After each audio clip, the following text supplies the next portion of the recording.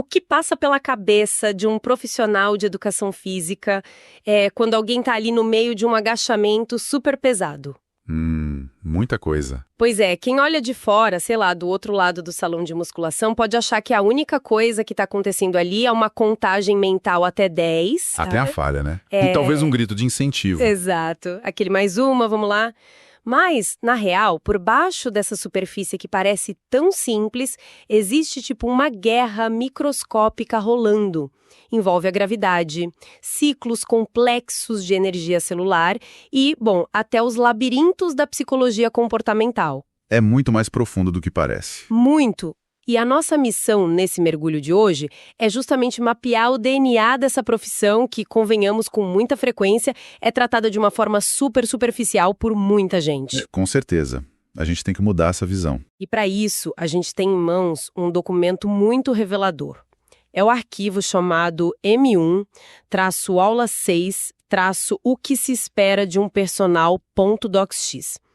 E nós vamos focar especificamente nos apontamentos da aula 2. É um material bem rico, viu?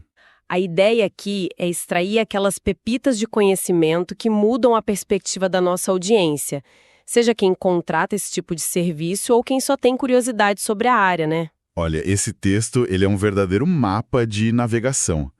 Ele pega aquela figura caricata do contador de repetições glorificado, sabe? Uhum. O cara da prancheta? Isso, aquele que fica do lado da máquina só gritando mais uma e destrói essa imagem logo na primeira página. Graças a Deus, né? Sim. O que esse documento faz é delinear uma exigência de mercado que é incrivelmente vasta.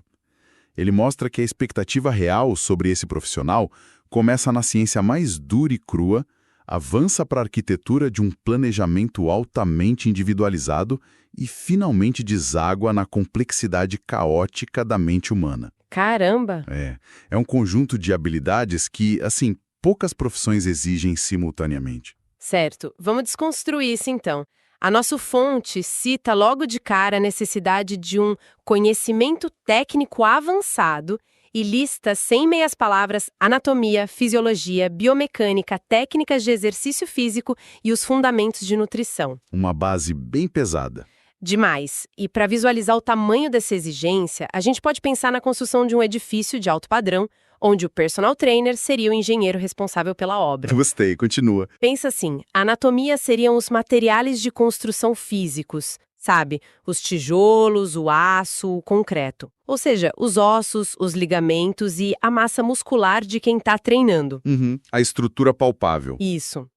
Aí, a biomecânica e a fisiologia representariam a física estrutural, que dita como esse prédio lida com a atração da gravidade, com a pressão dos ventos e com a carga de peso interno. Perfeito. E os fundamentos de nutrição seriam, sei lá, a rede elétrica e o encanamento, né? A energia bruta que corre pelas paredes para manter o prédio inteiro funcionando. Olha, a analogia do engenheiro funciona incrivelmente bem para ilustrar essa estrutura de sustentação. Mas existe um limite nela. Como assim um limite? É que um prédio não tem um dia ruim no trabalho, sabe? Um prédio não acorda com menos horas de sono ou com estresse acumulado de uma reunião terrível. Ah, entendi. É verdade. E aí que a física pura termina e a biologia complexa começa. O que é fascinante aqui é que o documento não pede apenas que o profissional saiba os nomes dos músculos, tipo uma decoreba. E que é uma aplicação real. Exato. Ele exige o que chama de compreensão sólida da biomecânica e da fisiologia. E por que isso é vital? Porque o corpo é um sistema vivo que se adapta ao estresse. E um estresse mal calculado, no caso do nosso prédio aí, causa desmoronamentos. Vira lesão, né? É um limite muito tênue entre o estímulo que fortalece e o impacto que destrói. Exatamente. E como o documento coloca a biomecânica lado a lado com as técnicas de exercício, eu imagino que o domínio dessa área seja, literalmente a diferença entre promover saúde e causar uma lesão crônica na pessoa. Sem dúvida. E a gente tem que olhar para a mecânica invisível por trás de um movimento cotidiano no ginásio. Invisível, explica isso melhor. Porque, assim, sem a biomecânica, a pessoa vê apenas um movimento externo, um braço empurrando uma carga, ou um joelho dobrando e esticando. Mas a leitura biomecânica exige enxergar linhas de força que a gente não vê a olho nu. Tá, me dá um exemplo prático. Vamos pegar o clássico agachamento. O terror de muita gente. Pois é. Se o joelho de quem está executando o movimento cede levemente para dentro, sabe, aquele movimento que a gente chama de valgo dinâmico? Sei, quando o joelho dá aquela entortada para dentro na hora de subir. Isso. O perigo não está no músculo da coxa ali. O perigo está no que a física chama de força de cisalhamento. Força de cisalhamento, tá. E o que seria exatamente essa força na prática para quem está escutando a gente? Imagine um baralho de cartas na sua mão. Um baralho. Se a gente pressionar o topo do baralho para a direita e a base para a esquerda ao mesmo tempo, as cartas vão deslizar e a estrutura quebra no meio, certo? Ah, sim, elas se separam. É exatamente isso que acontece com os ligamentos do joelho quando a força do peso não desce alinhada com a articulação. Nossa, dá até agonia de imaginar. Dá mesmo. Então, o profissional que domina a biomecânica não está apenas olhando para a coxa do aluno. Ele está calculando mentalmente o eixo de rotação e o braço de alavanca ali. Tudo isso em tempo real. Em tempo real. Para garantir que aquela força de cisalhamento não vá, sei lá, após 6 meses de treino, gerar um rompimento ligamentar seríssimo. É uma proteção matemática das articulações. Caramba, isso traz uma clareza absurda. É muito mais profundo que corrigir a postura. Mas aí a nossa fonte adiciona a fisiologia e a nutrição a essa equação da biomecânica. Sim, eles andam juntos. E o texto não fala que o profissional vai prescrever dietas, né? Até porque a gente sabe que isso é competência da área de nutrição. Mas ele usa o termo fundamentos de nutrição. Como que essas duas coisas, a fisiologia e esse combustível da nutrição, se misturam naquele exato momento em que o indivíduo está levantando peso? Bom, elas são o motor interno daquela máquina biomecânica que a gente acabou de falar. A fisiologia explica a orquestração do que a gente também não pode ver. Outra coisa invisível. Isso. Por exemplo, por que o intervalo de descanso dura 45 segundos e não 3 minutos? Boa pergunta. Muita gente acha que é só para dar tempo de respirar. Pois é, mas não pode ser um palpite ou um tempo livre para olhar o celular. Existe uma molécula chamada ATP, que é a adenosina trifosfato. ATP. Lembro disso das aulas de biologia. E isso mesmo. Em termos bem simples, o ATP é como se fosse a bateria imediata e de curtíssima duração do músculo. Bateria imediata. É tipo a bateria de um flash de câmera fotográfica? Aquela que precisa de um tempinho para recarregar antes do próximo disparo? Olha, uma excelente forma de visualizar. É bem isso. Quando a pessoa levanta um peso pesado, essa bateria esvazia em poucos segundos. Descarrega total. Descarrega. E se o descanso for de apenas 45 segundos, essa bateria celular só tem tempo de recarregar, digamos, uns 50%. Ah, então ela vai para o próximo exercício com a bateria pela metade. Exato. Isso força o corpo a trabalhar num estado de fadiga acumulada. E isso gera um grande estresse metabólico, que é a receita perfeita para a hipertrofia, para o crescimento muscular. Entendi. O estresse é intencional. Totalmente intencional. Agora, se o objetivo for força pura, sabe? Levantar o máximo de peso possível numa repetição. Tipo powerlifting. Isso. Aí o descanso precisa ser de 3 a 5 minutos. Para a bateria encher toda. Para a bateria do ATP voltar 100%, permitindo mover uma carga máxima novamente.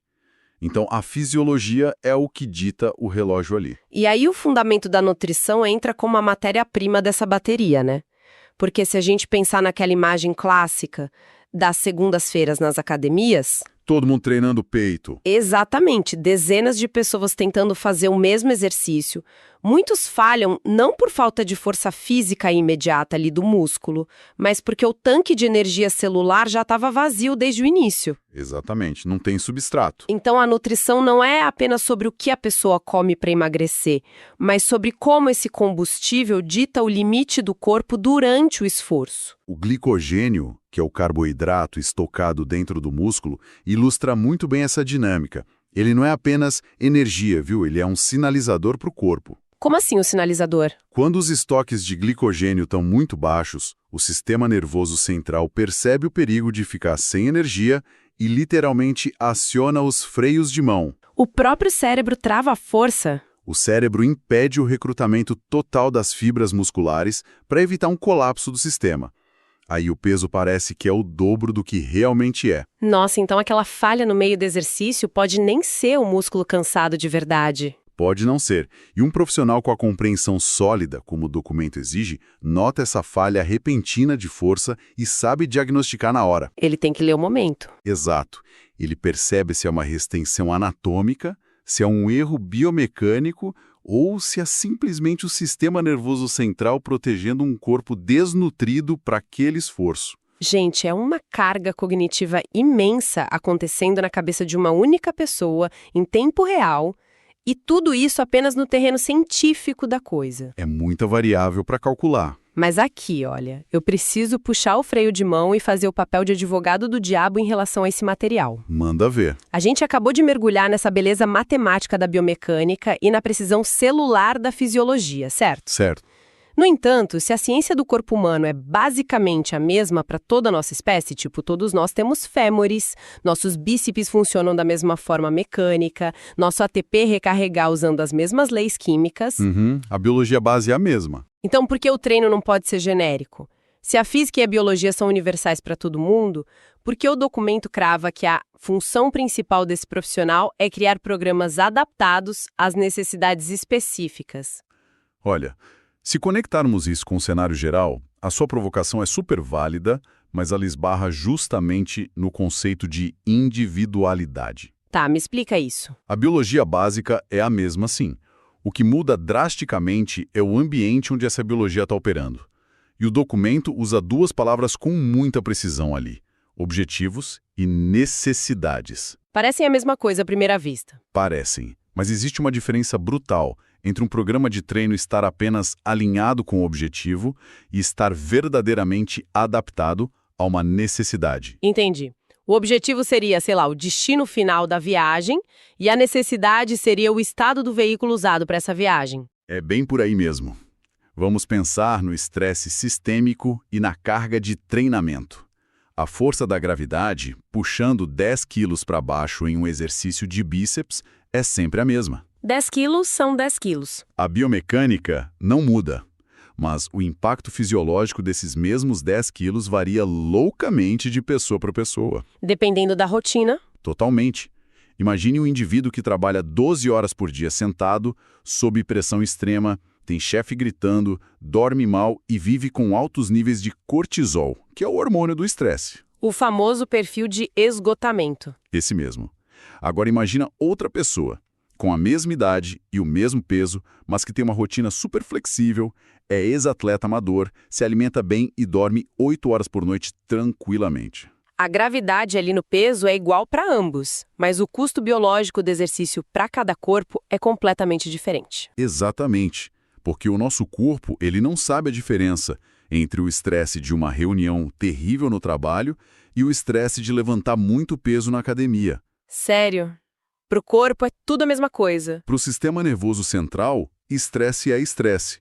Se a gente aplicar uma fórmula de treino genérica e exaustiva, de altíssima intensidade, para o primeiro indivíduo, aquele que vive sob pressão constante, o cortisol dele vai nas alturas. Vai explodir. A recuperação muscular não vai acontecer direito, as articulações vão inflamar rapidinho e o treino se torna algo tóxico para ele. Vai fazer mais mal do que bem. Exato. Já o segundo indivíduo prosperaria absurdo com essa mesma carga. Então, a adaptação, que é o núcleo do que esse documento pede, significa ler o estado basal da pessoa. Ler como ela chega para treinar. E alterar as variáveis do treino para que o estímulo seja terapêutico e construtivo e não mais um elemento de destruição na rotina já caótica dela. Faz todo sentido agora.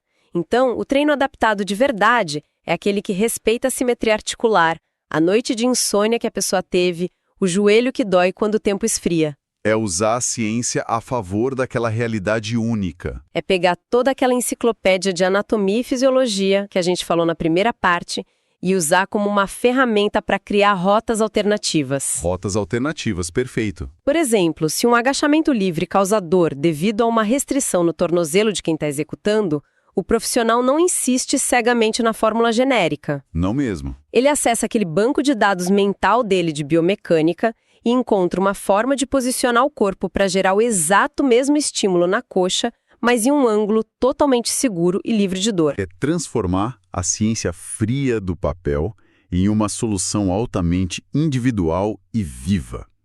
E, de acordo com o padrão exigido na nossa fonte de hoje, essa capacidade de leitura e de ajuste contínuo é a fronteira. A fronteira do quê? A fronteira que separa um prescritor comum que só passa uma receita de bolo de um verdadeiro especialista em movimento humano. Mas, ó, mesmo com toda essa arquitetura perfeita, existe um gargalo gigantesco aí. Qual? Um detalhe inescapável. A rotina pode ser brilhantemente calculada na biomecânica, né? Perfeitamente periodizada com os tempos de ATP na fisiologia, cuidadosamente adaptada à rotina caótica do cliente. O plano perfeito. Só que tudo isso afunda rapidamente se, sei lá, numa quarta-feira chuvosa e muito fria, a pessoa simplesmente decidir não ir treinar. Ah, sim, o fator humano. A biologia não importa se o corpo não estiver lá para levantar o peso. Você tocou no ponto crítico. A execução é o calcanhar de Aquiles de qualquer planejamento esportivo. Porque o papel aceita tudo, mas o músculo exige presença física. E essa dura realidade nos empurra direto para a última exigência que o documento traz. A nossa fonte não trata a comunicação como um enfeite de simpatia, sabe? Do tipo, seja legal com o aluno. Longe disso. Ele trata como uma competência tão técnica e vital quanto saber os eixos de rotação do joelho. O texto destaca explicitamente a comunicação eficaz e a motivação dos clientes. E o vocabulário escolhido por eles é cirúrgico. O texto aponta para técnicas de comunicação clara e instigante, além de estratégias para incentivar a adesão e o compromisso. Aqui é que a coisa fica realmente interessante. Se a gente olhar de perto para essa palavra específica, instigante. É uma palavra forte. Muito. O documento poderia ter se contentado com algo como falar de forma clara ou ser didático. Mas ser instigante exige provocar uma reação emocional na pessoa. Exige acender uma fagulha ali na hora. E como você visualiza isso na prática? Olha, para ilustrar o peso disso, dá para traçar um paralelo bem legal entre esse profissional e um brilhante diretor de cinema. A dinâmica de um set de filmagem levada para dentro da academia. Qual é a conexão lógica aí?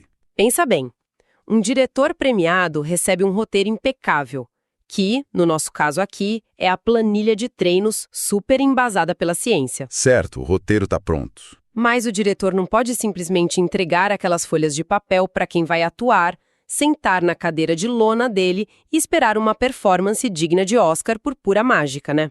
Definitivamente não. Ele precisa traduzir a visão, ele ajusta o tom de voz com o ator, faz a leitura da linguagem corporal no set e encontra os gatilhos emocionais precisos para arrancar a melhor atuação possível. Ele precisa instigar a performance sob a pressão das câmeras. E quem atua como personal trainer faz algo muito parecido. O roteiro do treino está ali pronto, mas é a direção humana, a forma de instigar no momento de fadiga profunda que arranca aquele esforço genuíno e seguro na última repetição pesada. Nossa, isso levanta uma questão super importante sobre a durabilidade desse processo todo. Porque a sua analogia da direção de cinema ilustra perfeitamente o aqui e agora, sabe? O momento do exercício. A intensidade daquele instante em que o peso está sendo erguido. No entanto, o documento também nos fala de adesão e compromisso, que operam em uma linha do tempo muito mais longa. É, o amanhã, o mês que vem. Exato. É a diferença entre conseguir uma ótima atuação em uma única cena isolada e garantir que a pessoa volte ao estúdio de filmagem todos os dias durante anos a fio, mesmo enfrentando a dor natural do processo. Que é o grande desafio, né? Porque mudar hábitos envolve um atrito psicológico que é descomunal. É gigantesco. Romper aquela inércia do sofá depois de um dia de trabalho super exaustivo, sabendo que os músculos vão doer no dia seguinte devido àquelas microlesões naturais, o famoso cansaço do treino. Bom, isso exige muito mais do que apenas força de vontade pura. Força de vontade acaba rápido. Exige um manejo comportamental profundo por parte do profissional. E é por isso que toda aquela carga de anatomia e biomecânica que a gente discutiu, sem a empatia, vira pó. Não se sustenta. Não. O profissional precisa realizar uma leitura quase silenciosa do ambiente mental de quem chegou para treinar. Tipo ler o humor da pessoa. Exatamente. Hoje é um dia em que quem vai treinar precisa de uma postura super enérgica e palavras de ordem para despertar. Aquele empurrãozinho mais firme. Isso. Ou será que o dia no escritório foi tão brutal que o treino precisa funcionar como uma câmara de descompressão silenciosa, onde o profissional fala menos, ajusta o peso um pouco para baixo para não gerar mais estresse e apenas oferece suporte técnico contínuo? Nossa, é ser um camaleão, né? A comunicação eficaz que é exigida no texto também é sobre escutativa e adaptação contínua do tom. O domínio do ferro, do peso, dá lugar ao manejo da fragilidade humana naquele dia. Isso transforma a dinâmica interpessoal em algo extremamente sofisticado, porque diagnosticar a mecânica da coluna vertebral lá da pessoa é apenas o primeiro passo do jogo. É o básico. Diagnosticar o estado de espírito naquele dia específico é o que realmente garante que o compromisso de longo prazo não se quebre. Passa muito longe daquelas frases de autoajuda prontas gritadas no ambiente de treino. Aquelas de no pain, no gain, né? Sim. É puramente uma questão de comunicação tática mesmo. Trata-se de entender os valores reais que movem aquele ser humano à frente. Por exemplo, se o grande motor de uma pessoa é recuperar a mobilidade para conseguir brincar no chão com os netinhos. Um baita do motivo. É. E aí, uma comunicação verdadeiramente instigante não vai perder tempo falando sobre hipertrofia estética ou definição muscular do abdômen. A pessoa não tá nem aí pra isso. Não tá. O profissional escuta isso e âncora o esforço árduo daquele exercício na visão de futuro que importa para quem está executando. Construir a adesão é alinhar a biologia dura do esforço aos valores íntimos da pessoa. É dar um significado para a dor do exercício. O documento acerta na mosca ao não tratar a motivação como algo genérico e motivacional barato, mas como uma estratégia super técnica de retenção de hábitos. Muito bom. Então, o que tudo isso significa, né? Nós iniciamos a nossa exploração de hoje com o propósito de vasculhar aquele arquivo da aula 2 e desconstruir aquele mito ultrapassado de quem apenas conta repetições ou entrega umas planilhas genéricas de gaveta. O famoso instrutor de prancheta. E a conclusão dessa nossa jornada nos coloca diante de um cenário de complexidade ímpar, né? O documento revela que o mercado de excelência exige na prática um profissional triplo. Triplo. Gostei da definição. Alguém que domine 3 mundos distintos para gerar resultados verdadeiros e duradouros. E são facetas que são totalmente interdependentes. Sem uma delas bem consolidada, todo o edifício rui. Primeiro, o estudioso incessante da ciência, que compreende intimamente as engrenagens invisíveis da biologia, os ciclos celulares do ATP que você explicou e as leis inquebráveis da física e da biomecânica aplicadas ao corpo em movimento. A base de tudo. Segundo, o arquiteto pragmático com a capacidade de pegar toda essa teoria universal e cruzar com o caos, com o estresse e a biologia única de cada indivíduo, forjando rotinas que sejam perfeitamente adaptadas ao que o corpo suporta naquele dia. A aplicação prática. E, por fim, o diretor humano e comunicador instigante, né? Que consegue ler as entrelinhas do comportamento, manejar egos, aliviar as frustrações diárias e forjar o compromisso bem onde a maioria apenas desiste e vai embora para casa. Olha, essa clareza de expectativas que a gente destrinchou tem um valor prático imenso. Para quem está ouvindo a gente, inclusive. Especialmente para quem está na nossa audiência, se você deseja saber como avaliar a qualidade do serviço prestado por esse tipo de profissional que você está contratando, a dica de ouro escondida na nossa análise de hoje é perguntar o porquê das coisas. Como assim? Questionar o treino? Sim, de forma curiosa. Por que o descanso desse exercício é de 45 segundos e não de 2 minutos?